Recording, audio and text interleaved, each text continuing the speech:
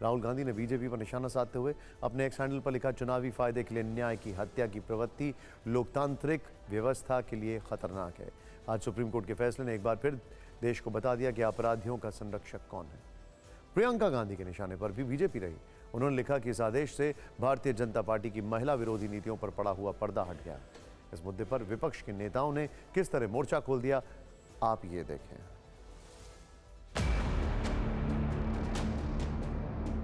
आज supreme court ने ये साफ कर दिया कि गवर्नमेंट ऑफ गुजरात, जो बीजेपी की सरकार है वहां पर, उन्होंने बिल्किस बानो के रेपिस्ट को छोड़ने में मदद की, फ्री किया।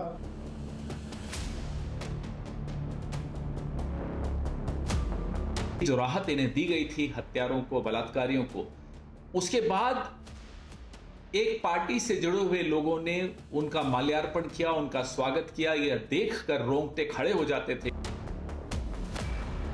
उन्होंने सारे नियमों को तोड़ करके इनको छोड़ा।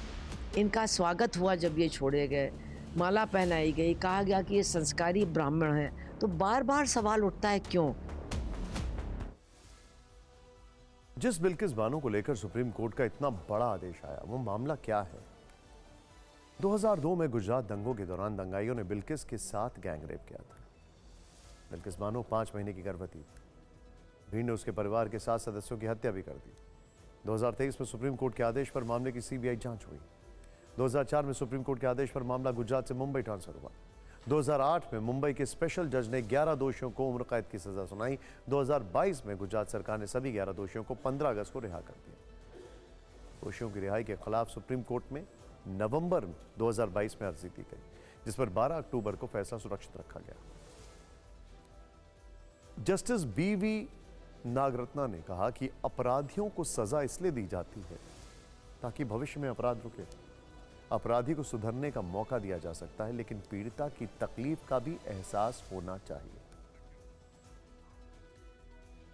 अब खबर पड़ोसी देश बांग्लादेश की। 17 करोड़ की आबादी वाले मुल्क बांग्लादेश में आम चुनाव के नतीजे आ गए। प्रधानमंत्री शेख हसीना ने लगातार चौथी बार रिकॉर्ड जीत दर्ज की है। प्रधानमंत्री मोदी ने उन्हें बधाई दी है। शेख हसीना की पार्टी अवामी लीग और उनके 13 सहयोगी दलों ने सत्ता में लौटकर फिर से अपना दमखम दिखा दिया। अवामी लीग और सहयोगियों ने 300 संसदीय सीटों पर उम्मीदवार उतारे थे। इनमें से 223 सीटों पर उन्हें जीत मिली है। इस जीत के साथ ही शेख हसीना 5वीं बार बांग्लादेश की प्रधानमंत्री बनेंगी। हालांकि वहां की मुख्य विपक्षी party Bangladesh nationalist party BNP ने चुनाव का बॉयकॉट किया था। बीएनपी ने बांग्लादेश में चुनाव को धोखा बताया। लेकिन खबर इतनी ही नहीं, बांग्लादेश के आम चुनाव और नतीजों पर दुनिया भर की नजरें टिकी थी। भारत और चीन ही नहीं, बल्कि रूस से लेकर अमेरिका तक इस चुनाव में दिलचस्पी दिखा रहे थे। भारत और चीन शेख हसीना के साथ चट्टान की तरह खड़े थे। भारत और चीन की इस जुगलबंदी से अमेरिका को बांग्लादेश में बड़ा झटका लगा, जो शेख हसीना के खिलाफ अभियान चलाए हुए थे।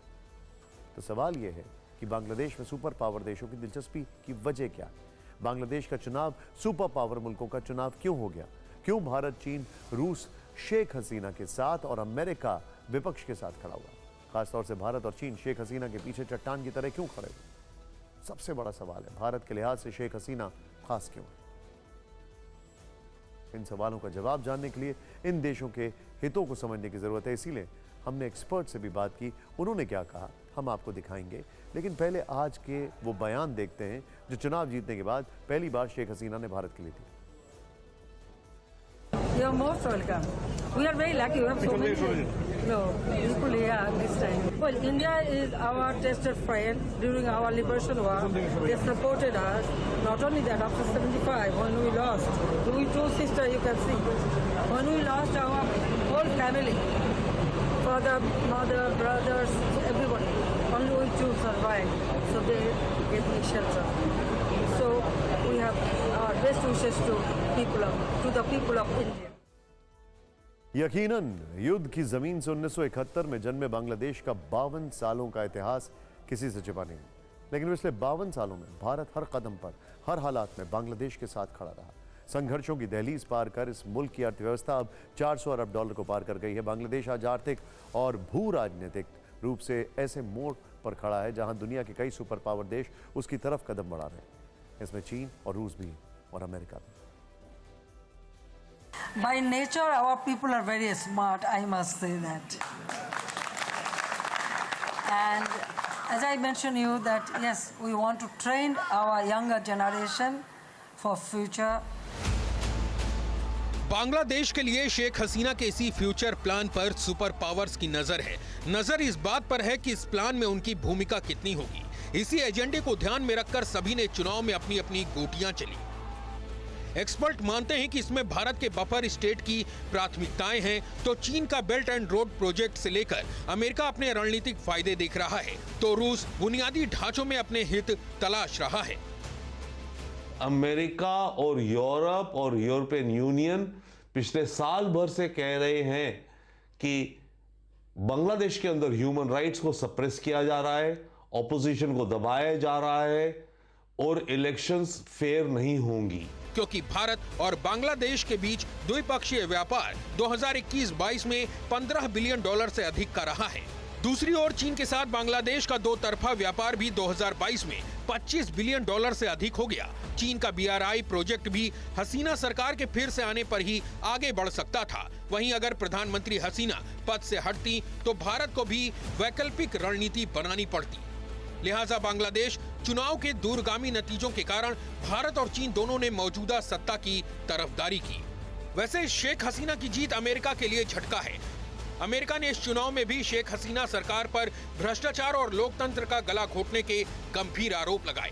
अमेरिका मुख्य विपक्षी बांग्लादेश नेशनलिस्ट पार्टी का लगातार समर्थन करता रहा है। एक्सपर्ट का मानना है कि बांग्लादेश पर दबाव से अमेरिका के अपने हित जुड़े हुए हैं। इंडो पैसिफिक में चीन के बढ़ते प्रभुत्व को कम करने के लिए अमेरिका पूरा जोर लगा रहा है, लेकिन चीन के महत्वाकांक्षी project belt and road initiative में बांग्लादेश की दिलचस्पी अमेरिका को रास नहीं आ रही, जबकि बांग्लादेश 2016 से चीन की इस परियोजना से जुड़ा है।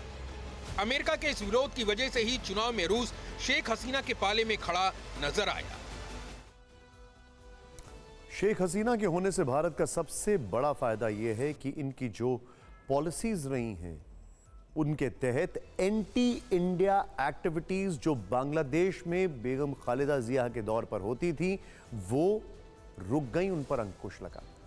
पाकिस्तान की ISI का जो फ्री रन था बांग्लादेश में, आपको याद होगा वो संगठन हुजी, वो फ्री रन नहीं देखने को मिला। हालांकि रिपोर्ट है कि बांग्लादेश से रूस की बढ़ रही नजदीकियों की एक वजह यूरेनियम भी है। रूस कुछ समय से बांग्लादेश को यूरेनियम की सप्लाई कर रहा है। पिछले साल जून में रूसी यूरेनियम की पहली खेप बांग्लादेश पहुंची थी। रूस की मदद से ही बांग्लादेश में 2400 मेगावाट का पहला न्यूक्लियर पावर प्लांट तैयार किया जा रहा है। लेकिन इससे अलग अगर भारत बांग्लादेश की बात करें तो दोनों देश सिर्फ पड़ोसी मुल्क ही नहीं है पर करीबी सहयोगी भी है। इसीलिए आज आपको प्रधानमंत्री मोदी और शेख हसीना के बीच गोल्डन पार्टनरशिप के बारे में भी जानना चाहिए। शेख हसीना जब 2022 में भारत दौरे पर आई थी तब उन्होंने प्रधानमंत्री मोदी को बांग्लादेश के टेस्टेड फ्रेंड यानी परखा हुआ दोस्त कहा था। यानी यही वजह है कि भारत के पूर्वोत्तर राज्यों में हिंसा और घुसपैठ करने वाले संगठन पर बांग्लादेश समय समय पर चाबुक भी चलाता रहा। ऐसे में कह सकते हैं कि भारत और बांग्लादेश के हित एक दूसरे से जुड़े हुए हैं। मोदी सरकार की लुक ईस्ट और एक्ट ईस्ट पॉलिसी के लिए बांग्लादेश बहुत जरूरी है। वहां बांग्लादेश के लिए भी भारत के मायने बहुत है। भारत ने रक्षा आयात के लिए बांग्लादेश को $50 करोड़ का ऋण दिया। अब अलग फिक्र की ओर बढ़ते हैं। फिक्र आपकी में अब बात करते हैं उस फॉर्मूले की जो क्या होगा कैसे होगा समझ में नहीं आ रहा। वो है सीट शेयरिंग फॉर्मूला।